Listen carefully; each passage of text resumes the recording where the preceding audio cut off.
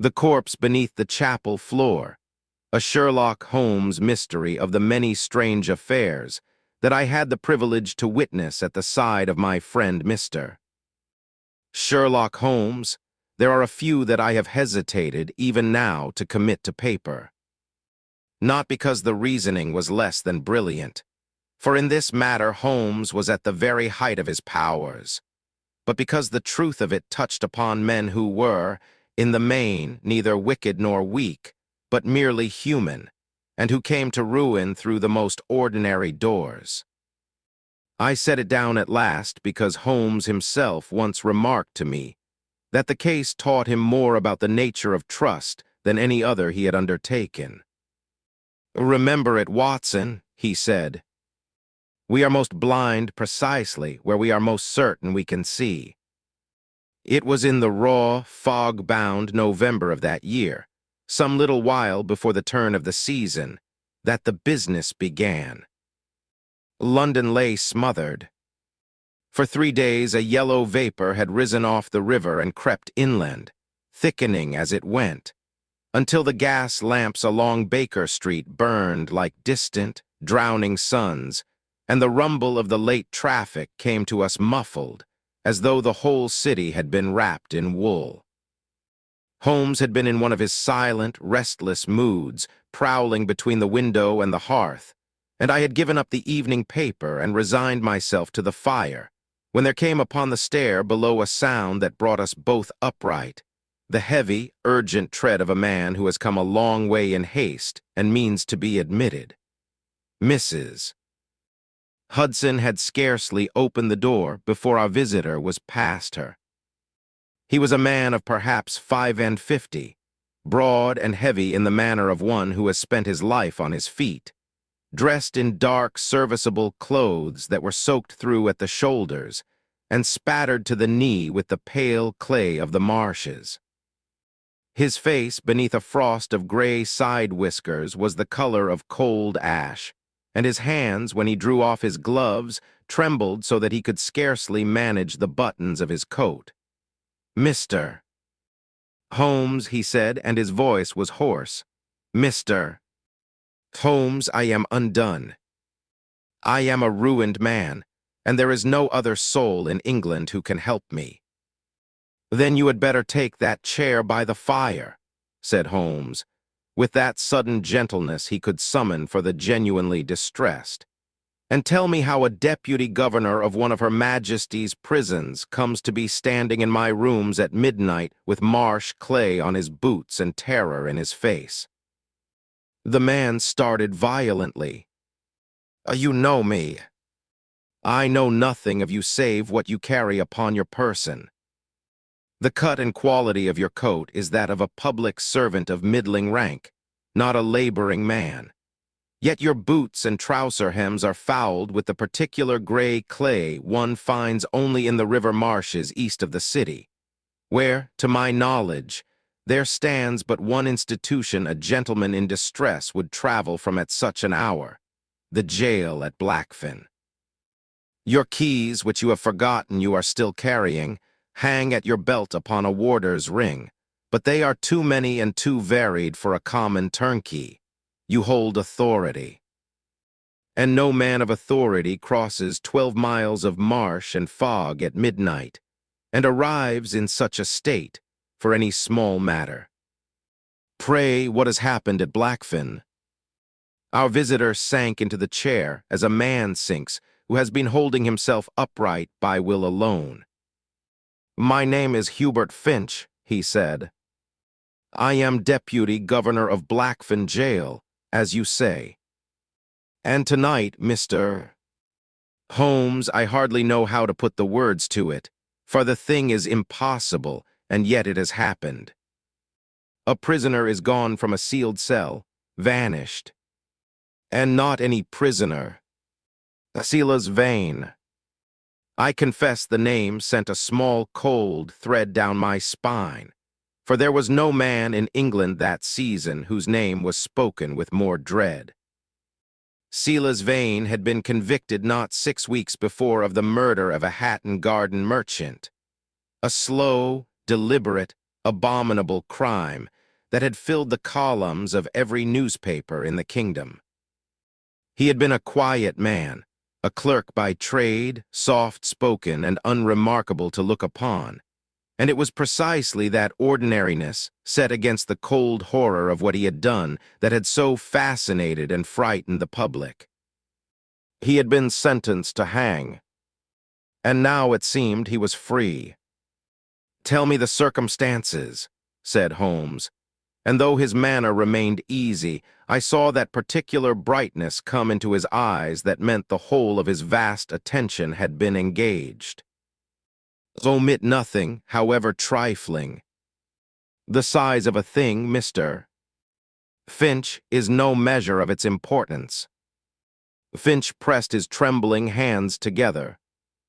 Vane was lodged in the secure wing, what we call the condemned range, though it holds others awaiting transfer besides those for the gallows. It is the strongest part of the jail.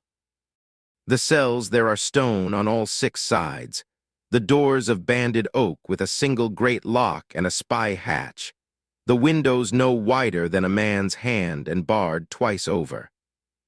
Vane was placed there the day after his sentence. He was a model prisoner, Mr. Holmes, quiet, obedient, given much to reading and to prayer. He troubled no one.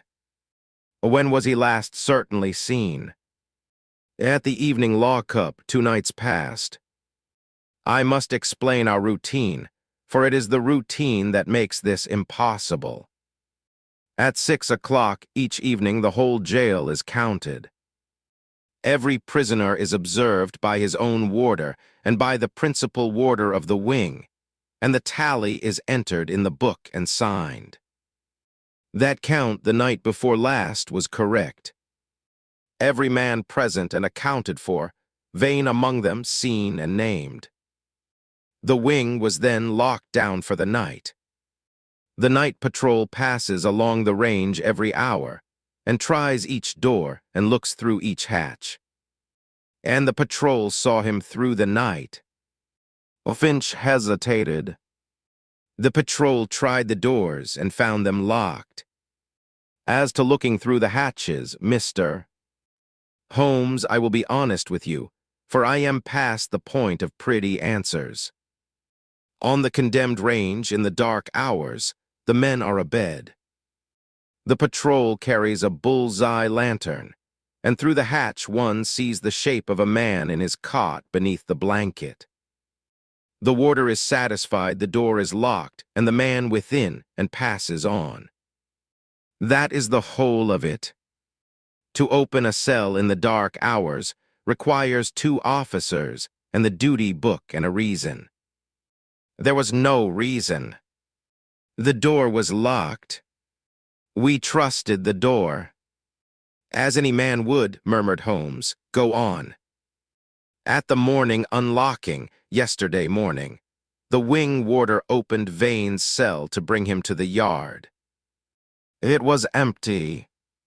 The cot was made up to seem a sleeping man, a bolster laid lengthwise and the blanket drawn over it, a thing one would never notice through a hatch in the dark, but plain as day in the morning light. The door had been locked from without with its proper key. The window was barred and whole, the bars sound, no mortar disturbed, the gap too small in any case for a cat to pass. There is no other opening. The floor is stone, bedded in the foundation. The ceiling is stone. And yet the man is gone. He looked from Holmes to me and back with the eyes of a drowning man. I have had the cell examined by every officer in the place. I have had the wing searched stone by stone, the yards, the outbuildings, the drains. I have had the wall guards questioned. Not a soul went over the wall, and a man cannot in any case scale 24 feet of sheer brick crowned with iron. The main gate book shows no irregular passage. Mr. Holmes, the governor, is in London this week, and knows nothing yet. By tomorrow noon, I must send word to the Home Office. When it is known that the Hatton Garden murderer has walked out of a locked stone cell in a Crown prison, there will be questions in Parliament, sir. There will be ruin, my ruin. I am the man who answered for that wing. His voice cracked. I have given 30 years to the service. I came to you because they say you can see what other men cannot. And you were right to come, said Holmes, rising. He had thrown off his languor entirely now. He stood before the fire with his thin hands clasped behind him, and his face wore the keen, hawkish look of a man who has scented his quarry. There is one question, Mr. Finch, that you have not thought to answer, and it is the only one of true interest to me. You have told me a great deal about what is strong at Blackfen, your stone, your locks, your counts. Tell me instead what is ordinary. What passed through that jail in the days before Vane vanished that no one thought worth the troubling of a thought. Finch stared at him. I do not take your meaning, sir. Nothing passed. The jail went on as it always does. Nothing at all. No supplies, no visitors, no incident, no change in the dull machine of the place. Only the ordinary business. The coal carts. The laundry. He stopped, and a small frown crossed his brow, as a man frowns at a thing too trivial to mention. There was a death 3 days past. A prisoner died of the jail fever, Abel Stoke, an old vagrant doing 6 months for a theft, a friendless creature of no account. He is to be buried this week in the prison ground. But that is nothing, Mr. Holmes. Men die in jail. It happens often enough. For an instant, no longer, something flickered in Holmes's eyes and was gone. Just so, he said smoothly. It happens often enough, Mr. Finch. You will return to Blackfen, and you will say nothing to anyone of having come to me. Touch nothing in that cell.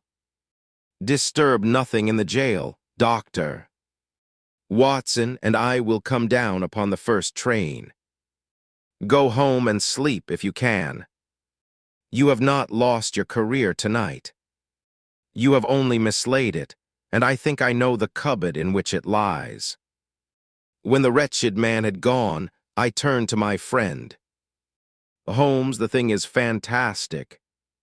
A man cannot pass through stone. No, Watson, he said, lighting his pipe and gazing into the fire with a look of profound contentment. A man cannot pass through stone. Which is why I have not the slightest interest in the stone.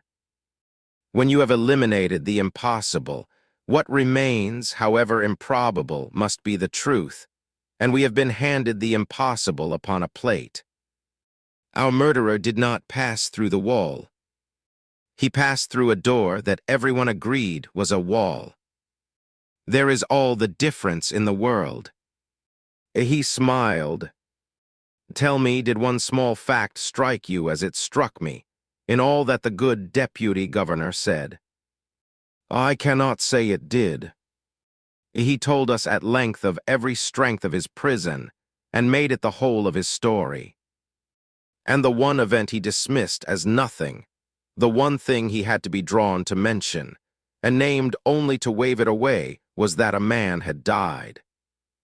Watson, in my experience, when a frightened man tells you a thing is nothing, it is generally everything. We shall sleep now. Tomorrow we go to look at the only road out of a sealed prison that no governor ever thinks to guard. The morning brought no lifting of the fog. We came down by a slow and dismal train through Plumstead and out toward the river, and the marshes opened around us, flat and gray and weeping, the reeds standing black in the standing water, and somewhere unseen the long, mournful note of a steamer's horn drifting up off the reach. Holmes spoke little upon the journey. He sat with his chin sunk upon his breast and his eyes half closed, and only once, as we passed a small gray churchyard set close beside the line, its leaning stones half drowned in the marsh, did he rouse himself. "A great deal of a nation's history, Watson," he observed, "is written in the arrangements it makes for its dead, who is buried and where and with what ceremony, and who is suffered to pass uncounted out of the world. We are scrupulous to the last farthing about the living. We number them, name them, lock them up, and call the roll of them twice a day. The dead we hand over almost without a glance, to a clergyman and a hole in the ground, and ask no questions, because it does not so much as occur to us that there could be a question to ask. It is a great convenience to the bereaved." He closed his eyes again. "And I begin to suspect an even greater convenience to the occasional man who would very much prefer the world to believe him dead." I asked whether he had already formed a theory. "I have formed nothing," said he. "I have merely noticed that a man has vanished from a place out of which only one thing is ever permitted to depart unremarked, in the very week that such a departure happened to become available to him. It is not yet a theory. It is an impertinence on the part of the coincidence, and I mean to go and look it in the eye." Blackfen jail stood upon a low rise above the marsh, a great square hulk of soot-darkened brick, its high walls crowned with iron, its few windows like the islets of a helm. It seemed less a building than a stone refusal, set down in that desolation to say no to the world. We were met at the gate by Finch, looking, if anything, more haggard than before, and conducted within. The gate that admitted us was a thing of iron and ritual, a wicket set within a greater gate, a book to be signed, a key turned by one man and witnessed by a second, an inner gate that would not be drawn until the outer stood fast behind us, so that at no single moment was there a clear and open path between the free world and the caged one.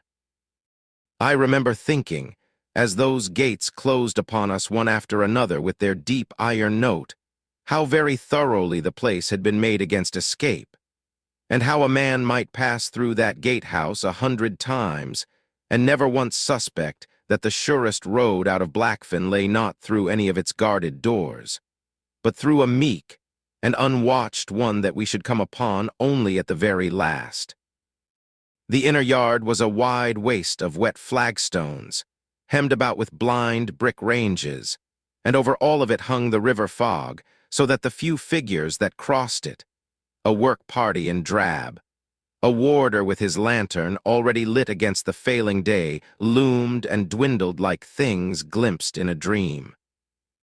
I shall not soon forget the cold of that place, the cold of stone that has never in 50 years been warm, nor the silence, broken only by the distant tramp of feet, the clang of a far gate, and a single voice somewhere reciting what I took to be a psalm. Holmes walked through it all with his eyes everywhere, missing nothing, saying little.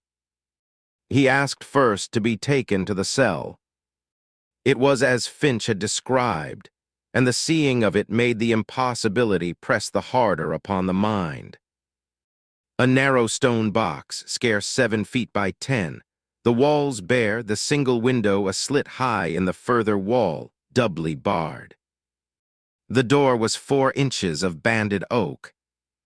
Holmes spent the better part of an hour upon that little room, and I have rarely seen him work with greater care.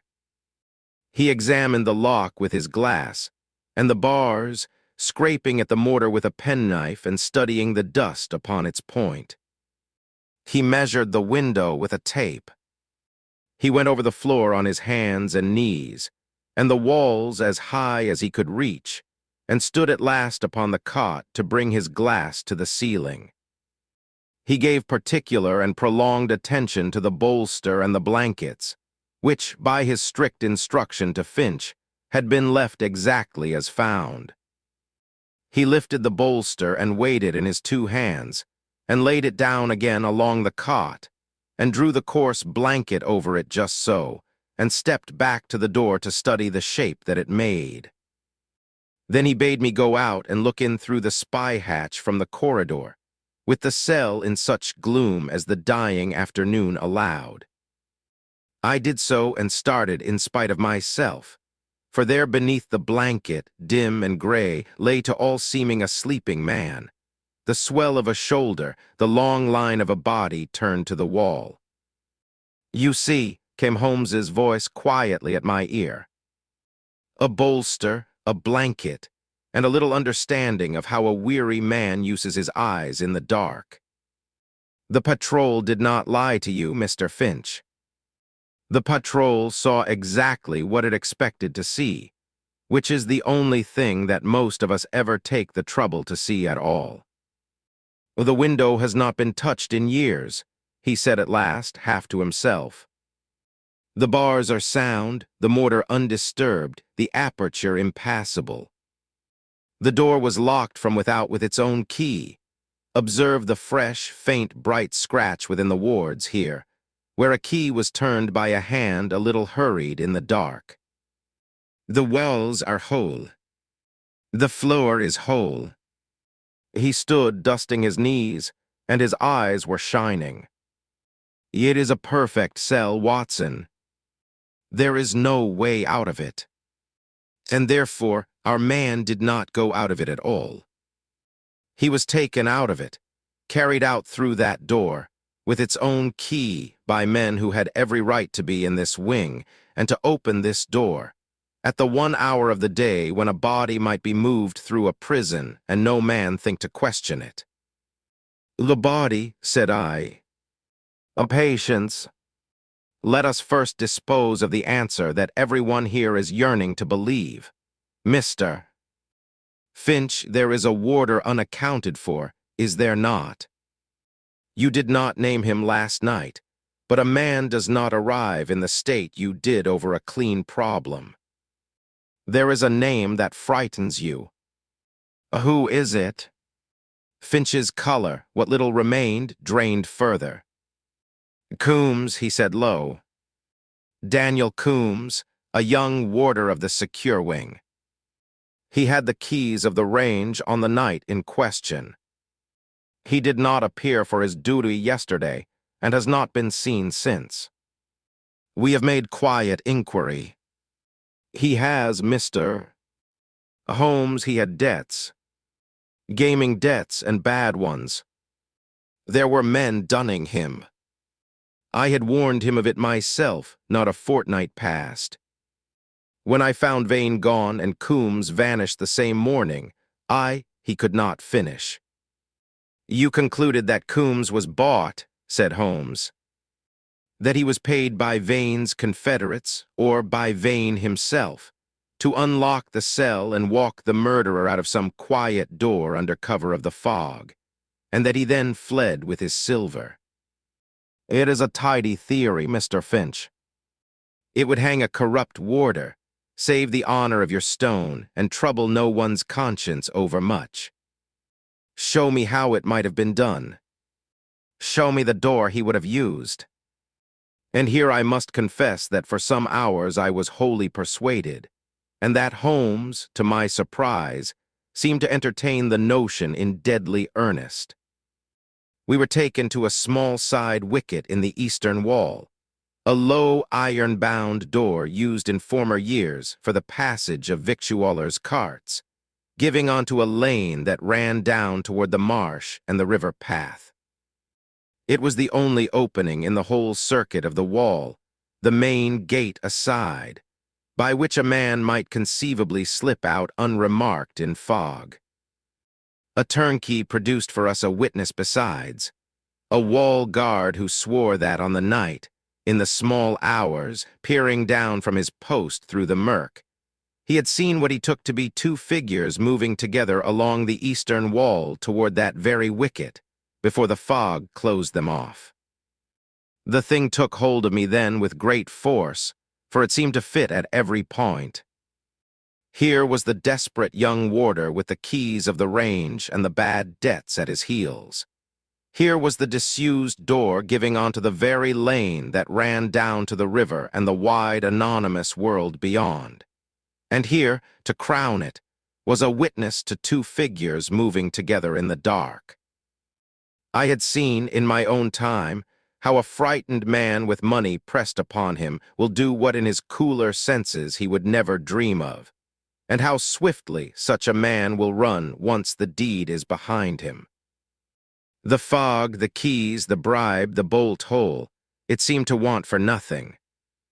I found, before I well knew it, that I had quite made up my mind, and was a little impatient that Holmes appeared to be in no hurry at all to agree with me.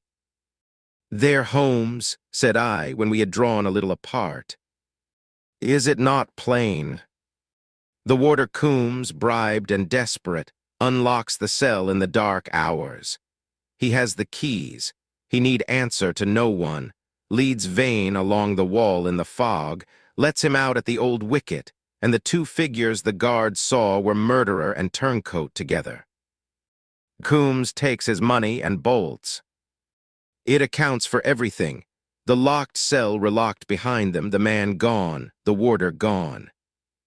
It wants no impossible explanation at all." "It is beautiful," said Holmes gravely.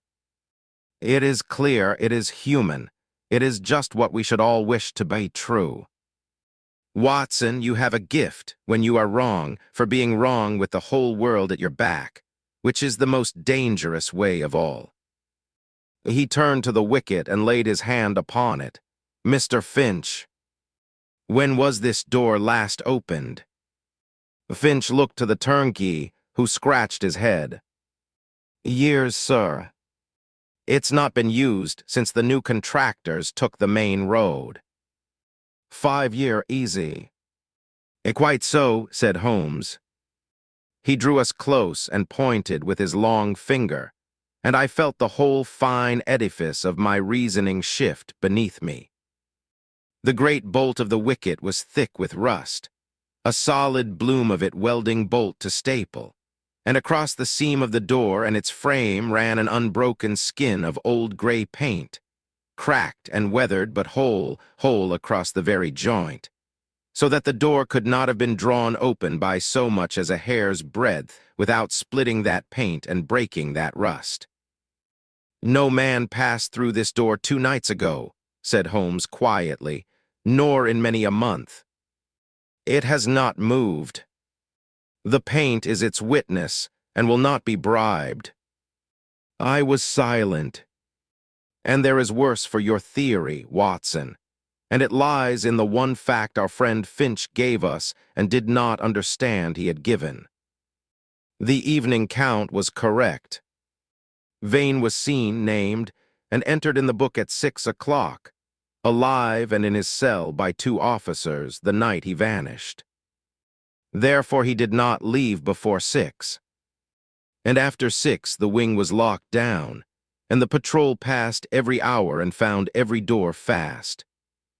Whatever your warder Coombs did or did not do, your murderer did not stroll out a side gate in the dark, because that gate is sealed by rust and time, and because the only certain thing in this whole affair is that Silas Vane was alive and inside his cell at 6 o'clock and gone by morning, and that in all the hours between nothing whatsoever left this prison."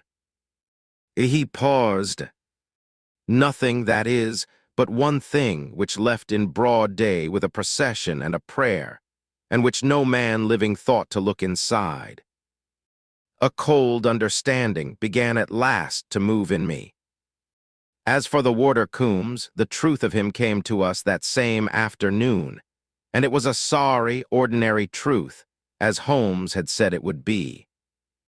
A wire to the river police, and another to a sporting house in Greenwich whose name Finch reluctantly supplied, ran the man to ground by evening in a lodging at Deptford, hiding not from justice, but from the bludgeons of the men he owed. He had not slept the night of Vane's escape. He had been across the water at the gaming tables, losing what little he had, and had fled his duty and his debts together in the same shameful bolt, knowing nothing of Vane until he read of it, white-faced, in a public-house newspaper, and dared not come forward lest the very chain of reasoning I myself had forged be fastened about his neck. He was a weak and frightened young man, and a faithless servant, but he was no murderer's confederate. He had simply run, as frightened men do, and left behind him a vacancy into which the fearful imagination of the prison had poured its guilt. "Mark it, Watson," said Holmes. "A man's flight is taken everywhere as confession. Yet most men who run are running only from their own smaller sins, and the world, finding them gone, hangs the larger sin upon the empty peg. It is a thing worth remembering the next time you are sure." Before we sought the chapel, Holmes asked that the principal warder of the jail be brought to us, a square, grizzled, careful man named Pettigrew, who had served at Blackfen the better part of his life, and who answered Holmes's questions with the slow precision of a man who has set his signature to a great many books. Holmes asked him nothing of Vane, nor of locks, nor of walls, but only of the dead. How a man's death made its way out of the prison, what hands touched it, what doors opened to it, what was written down, and by whom. "Why, sir," said Pettigrew, a little puzzled to be asked so small a thing, "it's the plainest business we have. The surgeon certifies the death. The body's took to the chapel. That's the chaplain's charge and coffin there, and lies a night or two until the burial. The chaplain reads the service, and the burial party carries it out to the prison ground beyond the East Lane, and it's put down, and the chaplain enters it in his register, and there's an end of it. 4 men and a hand cart, and the chaplain walking before. No call for more. And the gate. I said, Holmes, how does the coffin pass the gate? Much as the coal does, sir, near enough. The burial party's all known men, the chaplain's at their head, the gates open for them and shut after.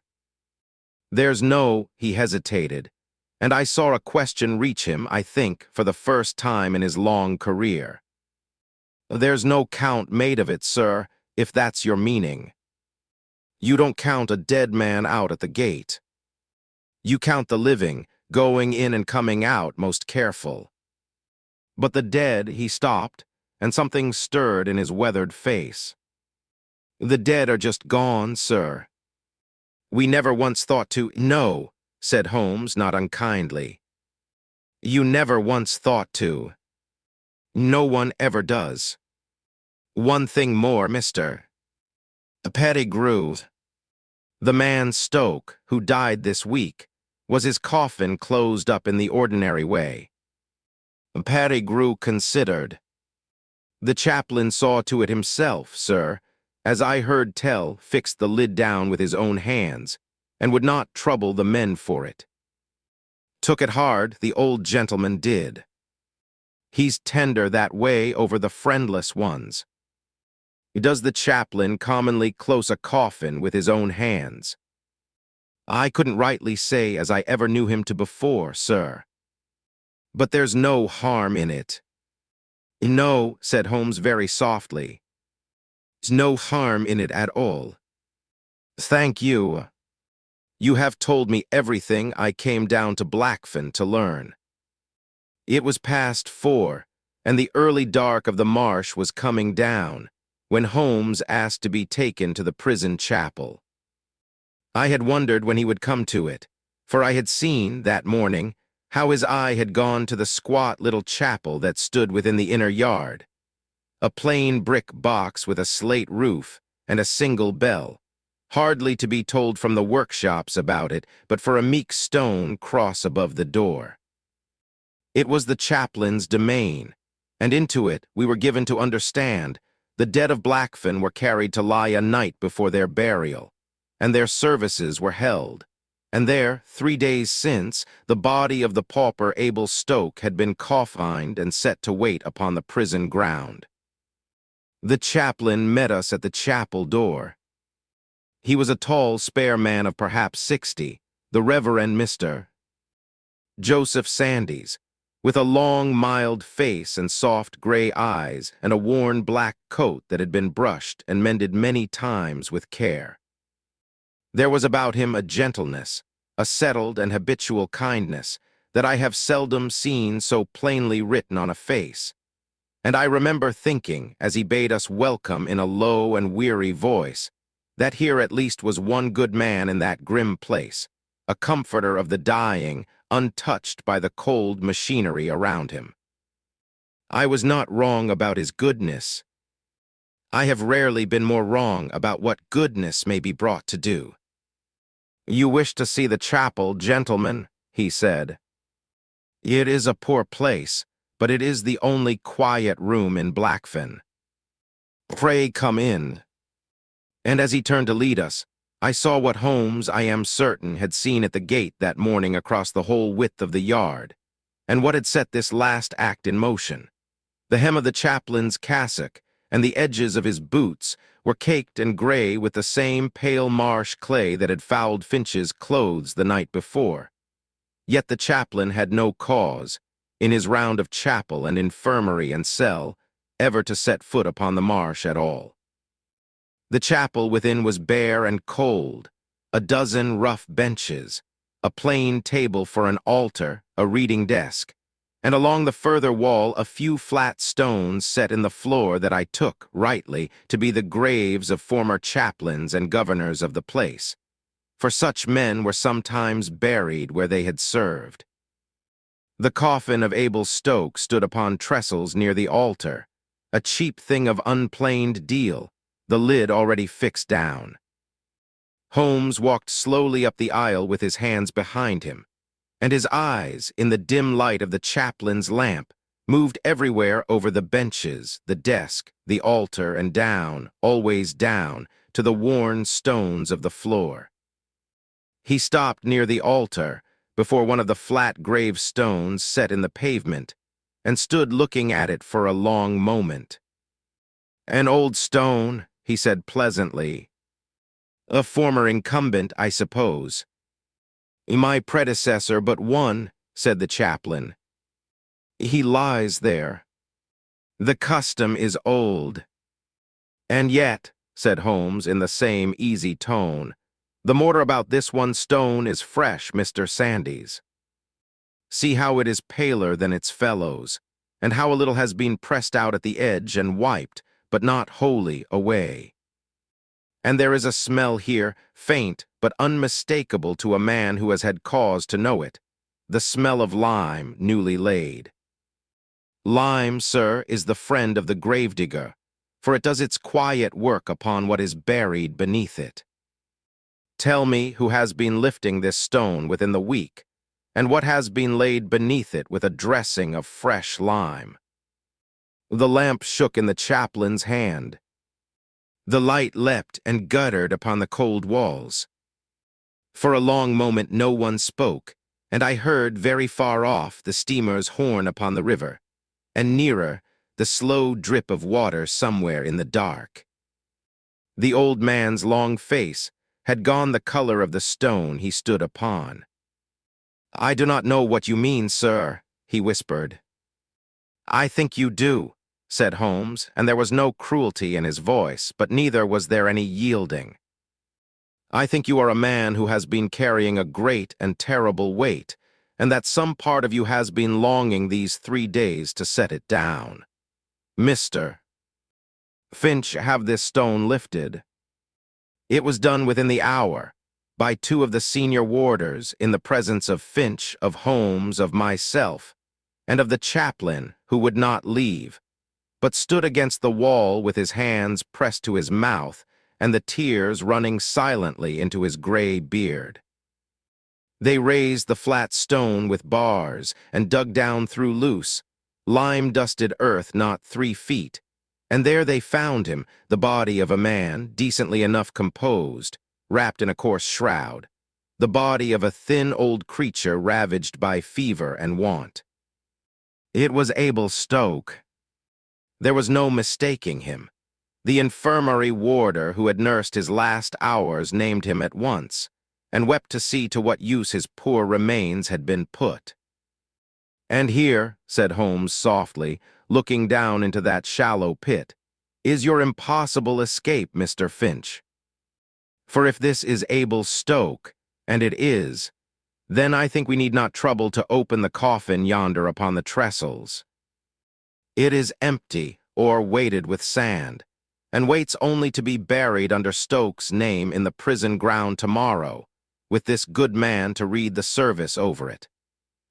And the living man who lay in it, and was carried out of this jail 2 mornings since upon the dead cart, between 4 warders and a chaplain and a prayer, while the whole prison stood by with its hat in its hand, that was Silas Vane.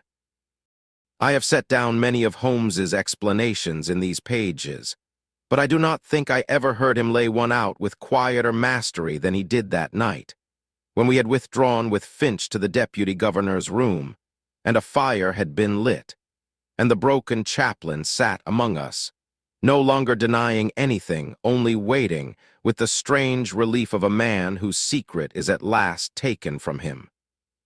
It was your own word, Mr. Finch, that gave me the shape of it within 5 minutes of your entering my rooms," Holmes began. "You came to me steeped in the strength of your prison, and you told me of every bar and bolt, and made the wall the whole of your story.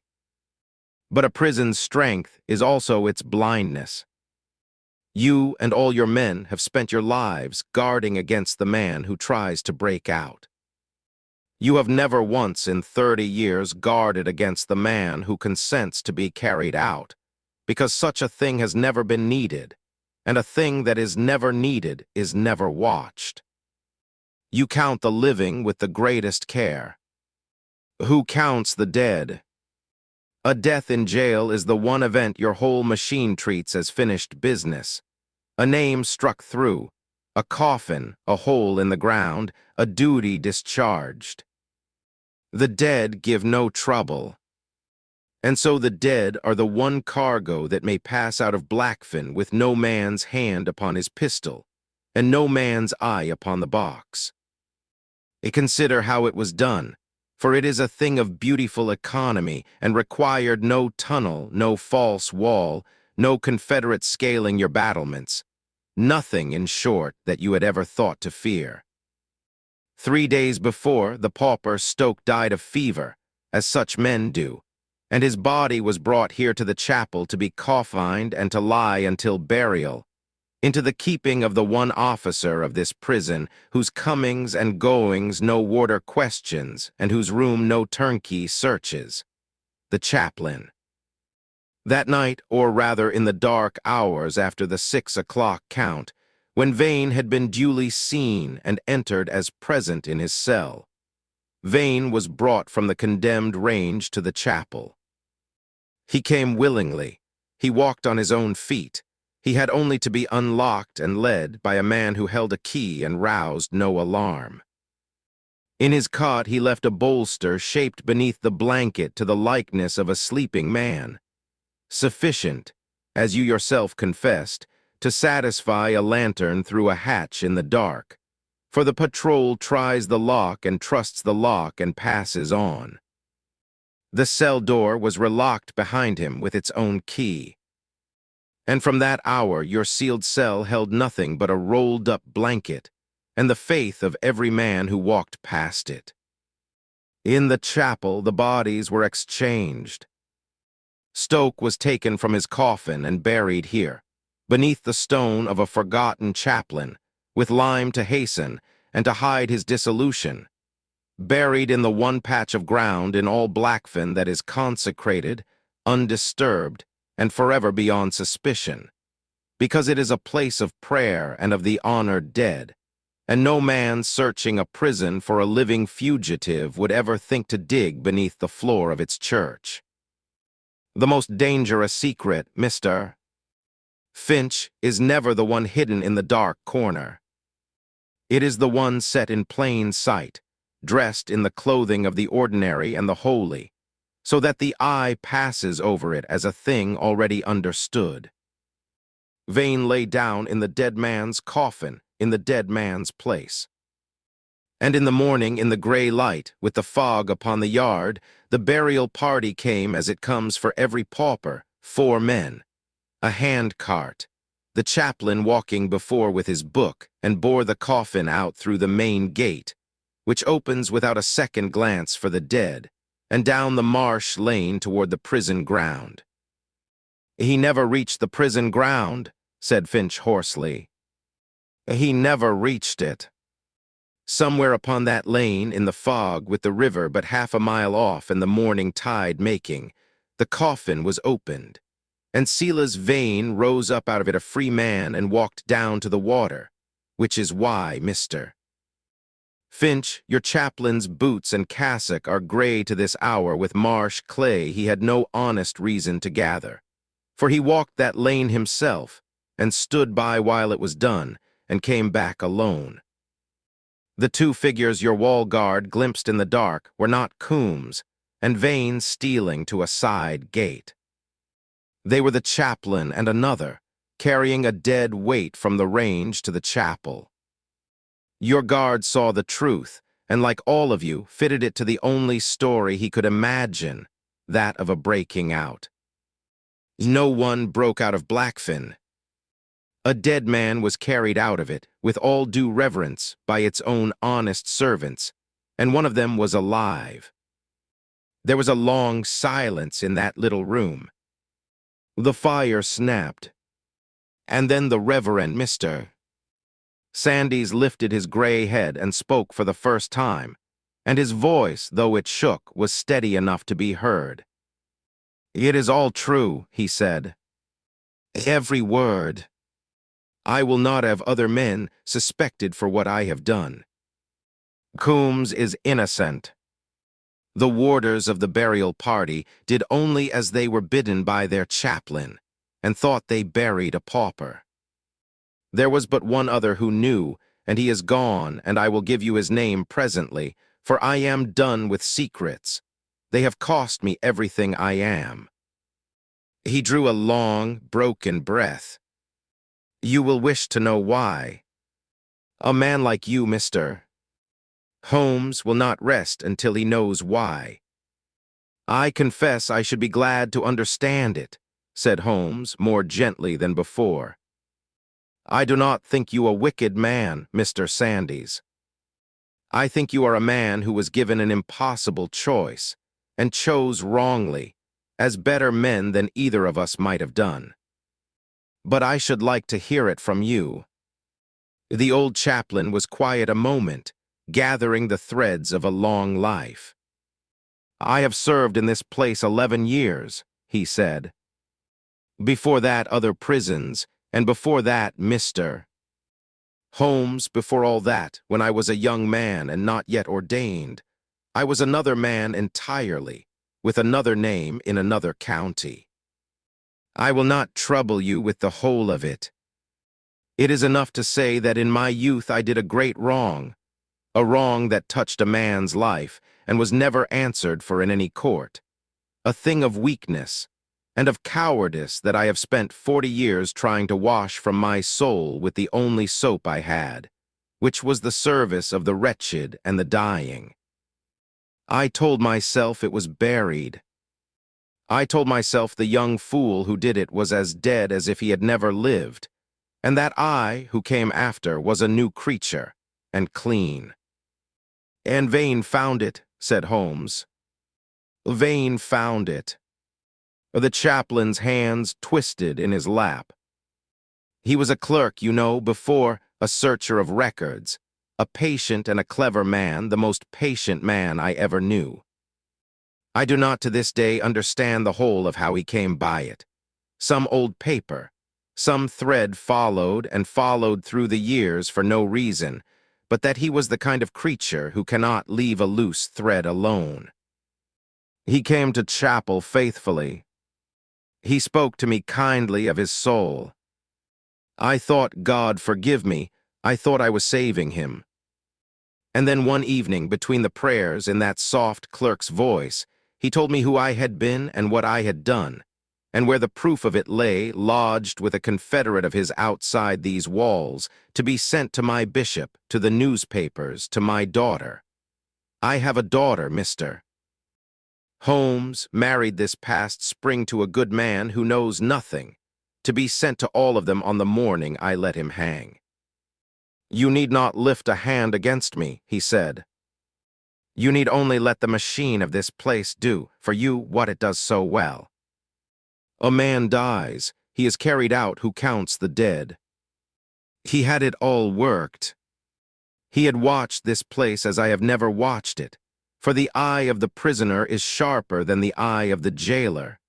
He watches all day with his life, while we watch only with our wages.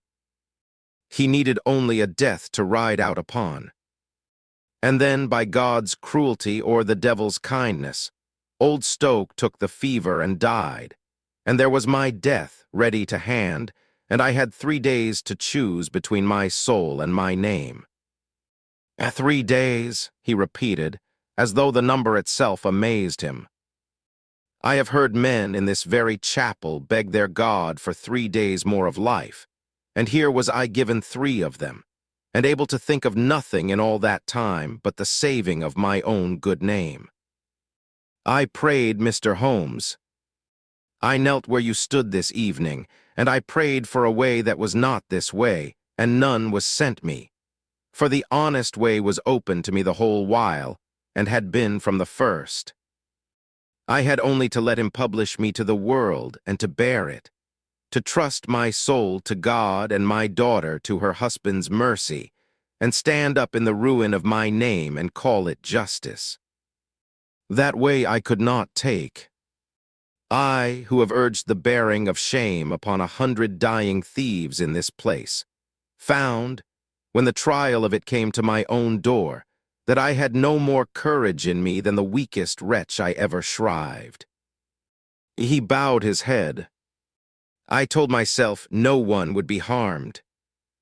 I told myself Vane would go abroad and never be seen again, and that the price of my whole ruin and my daughter's was only that one wicked man should breathe foreign air instead of swinging.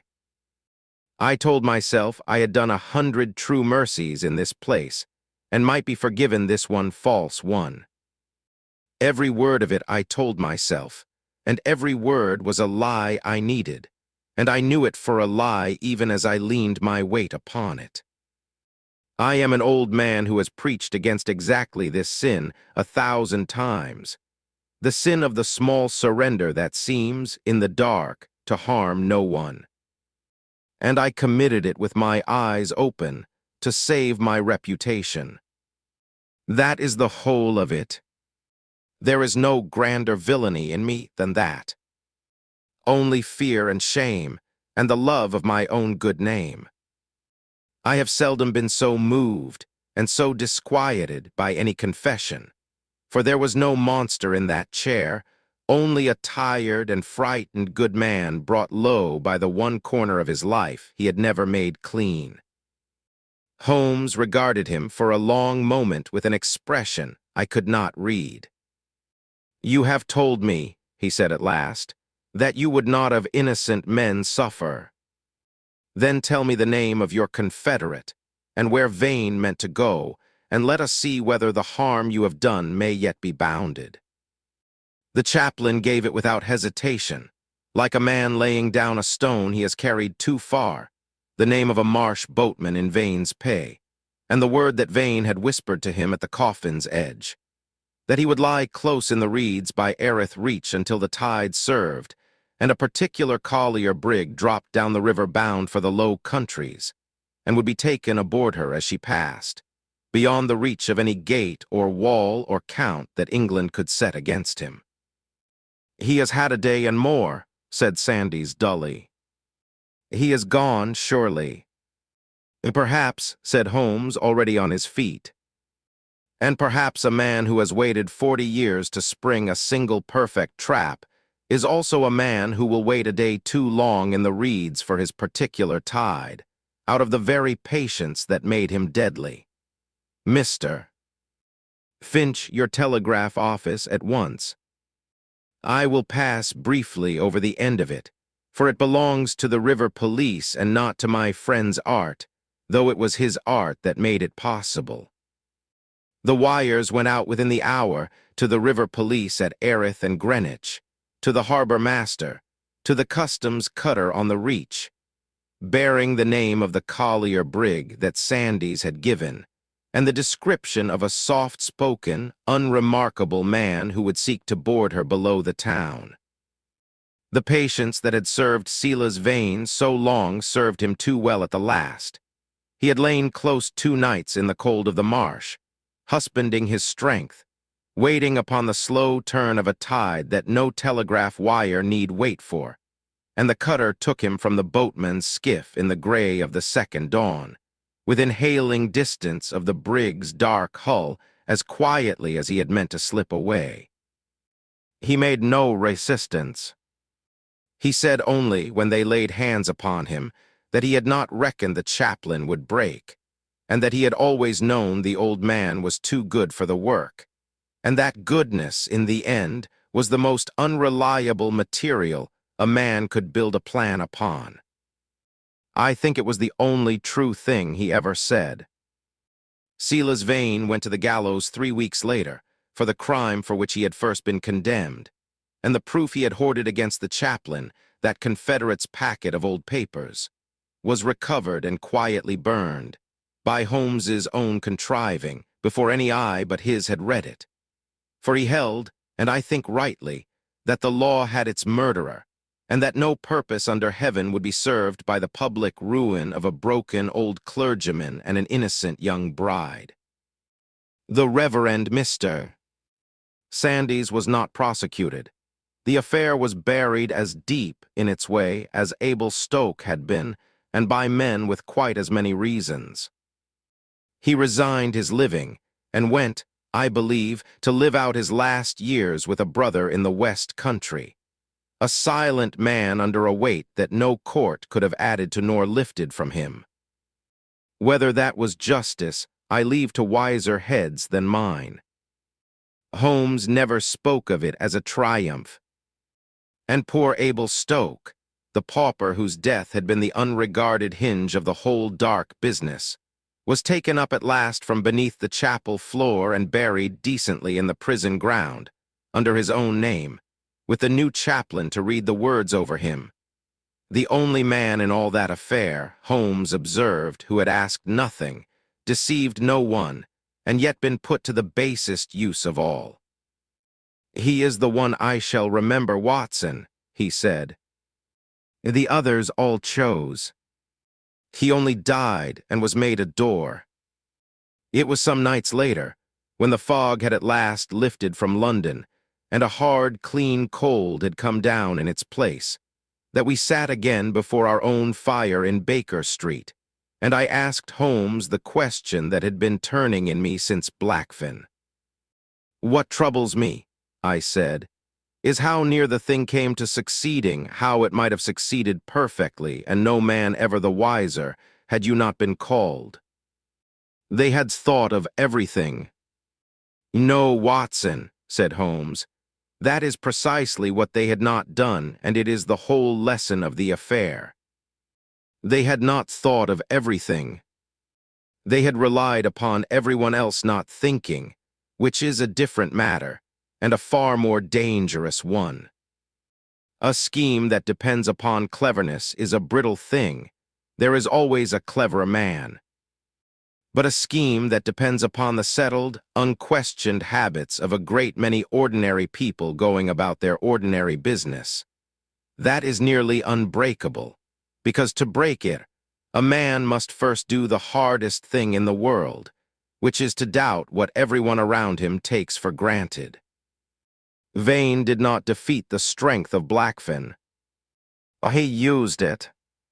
Every lock that was trusted, every count that was correct, every dead man waved through a gate, every good chaplain whose room is never searched, these were not the flaws in the prison.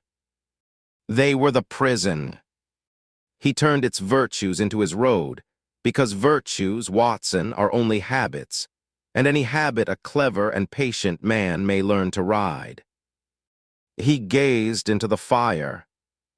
The deputy governor told me he had been guarding a wall for 30 years. So he had. And all that while, the only road out of his prison ran straight through the one place he had never once thought to set a guard, the gap between what was true and what everyone was quite certain was true. That gap, my dear fellow, is the widest thoroughfare in England, and the most untraveled, and I have made it something of my life's work to walk up and down it. Most men will not. It is too cold there and too lonely, and a man who walks it must give up the great warm comfort of agreeing with his neighbors. But it is the only road, Watson, upon which one is never taken by surprise. He reached for his pipe. Now ring for Mrs. Hudson, there's a good fellow. Even a man who distrusts everything must, at some hour, trust to his supper.